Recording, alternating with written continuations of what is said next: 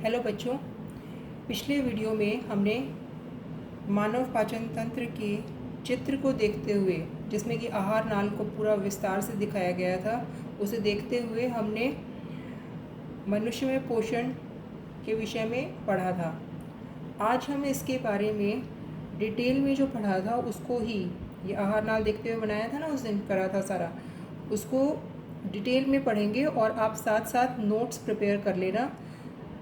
तो जैसे कि एक बार रिवीजन के लिए इसे एक्सप्लेन कर देते हैं दोबारा से कि मानव पाचन तंत्र में ये आहार नाल का पूरा चित्र आपको दिखाया गया है, जिसकी शुरुआत होती है मुख से गुदा तक। और इसके पार्ट्स बोल देते हैं क्या क्या है।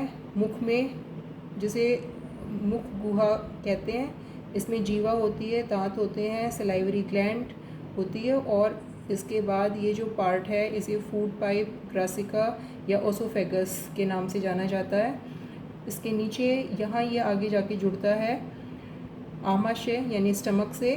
इसके बाद ये पहुँचता है, यहाँ से हमारा जो फूड है वो पहुँचता है शुद्र आंत्र स्मॉल इंटेस्टाइन में, और स्मॉल इंटेस्टाइन से उसका एक तरह से भोजन का पूर्ण पाचन यहाँ हो जाता है। और उसके बाद ये जाता है लार्ज इंटेस्टाइन वृहद आंत्र में, और यहाँ से होता हुआ इधर गुदा द्वार तक। तो इसको और डिटेल में हम पढ़ेंगे। यहाँ पे हमारा क्या था, लीवर, ये है अग्नाशय पैनक्रियाज, ये पित्ताशय गॉल ब्लैडर। आइए अभी इन्हें हम नोट्स की मदद से पढ़ लें, और आपने ये नोट्स बनाना है, इसके बाद इसको लिख लेना है अपनी नोटबुक में। मनुष्य में पोषण, आहार नाल, यह मुख से गुदा तक एक लंबी नली है। मुंह, भोजन का अंतःग्रहण, मुंह में क्या होता है, भोजन को मतलब खाते टाइम हम मुंह में ही डालते हैं मनुष्य, तो वो हो गया भोजन का अंतःग्रहण। उसके बाद दांत उसे चबाने का काम करते हैं, और जीवा भोजन को लार के साथ मिलाने का काम करता है, और लाला ग्रंथि, जिसे सलाइवरी ग्लैंड भी कहते हैं, लार का निकलना यहाँ से होता है। और लार में एक जैव उत्प्रेरक एंजाइम है जिसे एमिलेस एंजाइम कहते हैं, ठीक है। तो लार में एमिलेस एंजाइम होता है। यह एंजाइम क्या कार्य करता है, ये मंड को, यानी मंड के जटिल अणुओं को शर्करा के सरल अणु में परिवर्तित करता है। फिर इसके बाद भोजन जाता है ग्रसिका में। ग्रसिका का कार्य क्या है, ग्रसिका एक फूड पाइप की तरह से है। देखिए, ये जस्ट एक फूड पाइप है, जिसे ओसोफेगस, ग्रसिका कई नामों से जानते हैं। ये मुंह से आमाशय तक भोजन को पहुंचाने का कार्य करता है। तो यही इसमें लिखा हुआ है, मुंह से आमाशय तक भोजन ग्रसिका की क्रमाकुंचक गति द्वारा ले जाया जाता है। मांसपेशियों के संकुचन और स्थिलन द्वारा भोजन नियमित गति करता है। गति करने के लिए ये जो है ना, संकुचन और स्थिलन का कार्य होता है भोजन का। आगे देखिए, आमाशय, आमाशय में जठर ग्रंथि होती है। आमाशय यानी स्टमक में जठर ग्रंथि होती है। ये HCl यानी हाइड्रोक्लोरिक अम्ल, पेप्सिन, श्लेष्मा का श्रवण करती हैं। अब इनके कार्य देखिए क्या क्या इनके फंक्शंस हैं। HCl यानी हाइड्रोक्लोरिक अम्ल, यह एक अम्लीय माध्यम तैयार करता है जो पेप्सिन एंजाइम की क्रिया में सहायक है।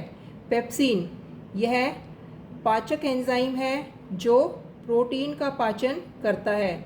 श्लेष्मा यह आमाशय के आंतरिक स्तर की अम्ल से रक्षा करता है। क्षुद्रांत्र, क्षुद्रांत्र यानी स्मॉल इंटेस्टाइन, आमाशय से भोजन क्षुद्रांत्र में प्रवेश करता है। क्षुद्र आंत्र आहार नाल का सबसे लंबा भाग है। क्षुद्र आंत्र कार्बोहाइड्रेट, प्रोटीन तथा वसा के पूर्ण पाचन का स्थल है।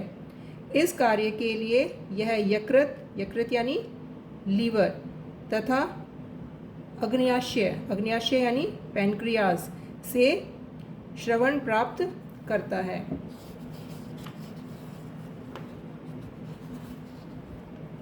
वीडियो को पॉज करके आप एक बार इसके नोट्स बना लें, नोटबुक में नोट डाउन कर लें।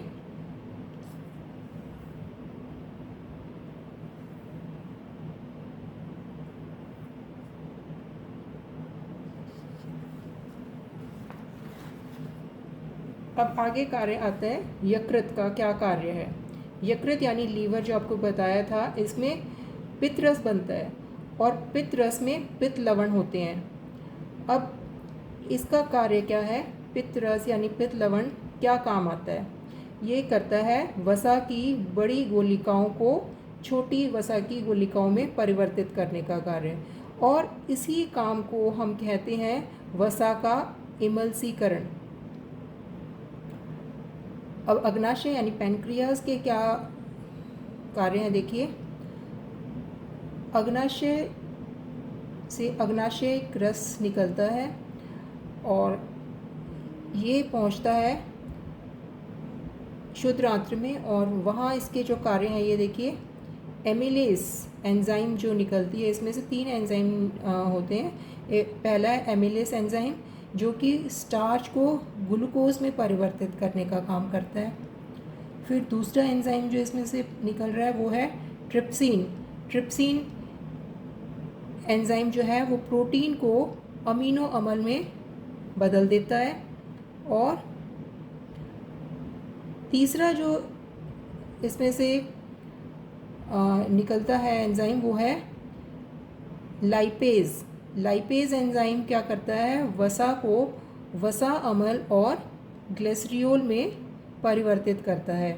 अब ये जो परिवर्तित कर रहे हैं ये एक तरह से जटिल जो है हमारे भोजन में जटिल जो अणु हैं उनको सरल अणुओं में परिवर्तित करते हैं। जैसे स्टार्च ग्लूकोज में, प्रोटीन अमीनो अम्ल में, और वसा अम्ल और ग्लिसरॉल में परिवर्तित होता है। ये आपको याद रखना है कि कौन सा एंजाइम किस चीज़ को किस में परिवर्तित कर रहा है और कहाँ पे।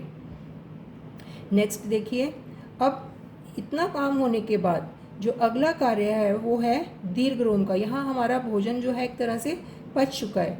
अब पचे हुए भोजन का जो आगे क्या काम होता है कि दीर्घरोम जो होते हैं ना, वो पचे हुए भोजन का अवशोषण करते हैं। और ये कहाँ होते हैं, शुद्र आंत्र की आंतरिक भित्ति में मौजूद होते हैं। और इनकी आकृति कैसी होती है, यानी इनकी संरचना होती है उंगली जैसी।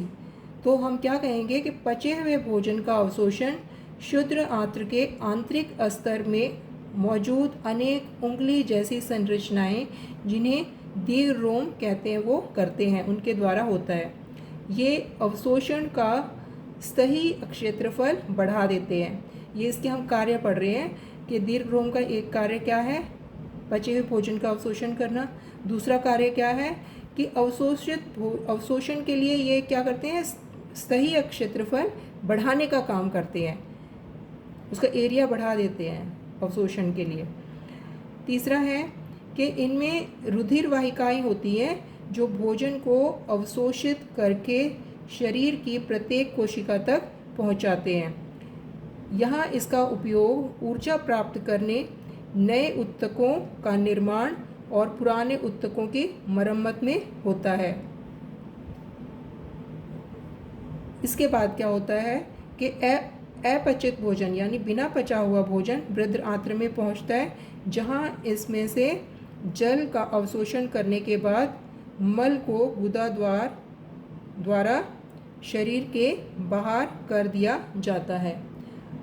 अब वीडियो पॉज करके इस सारे को जो भी नोट्स हैं इनको नोट डाउन कर लें अपनी नोटबुक में, ताकि आपको याद करने में इजी रहे।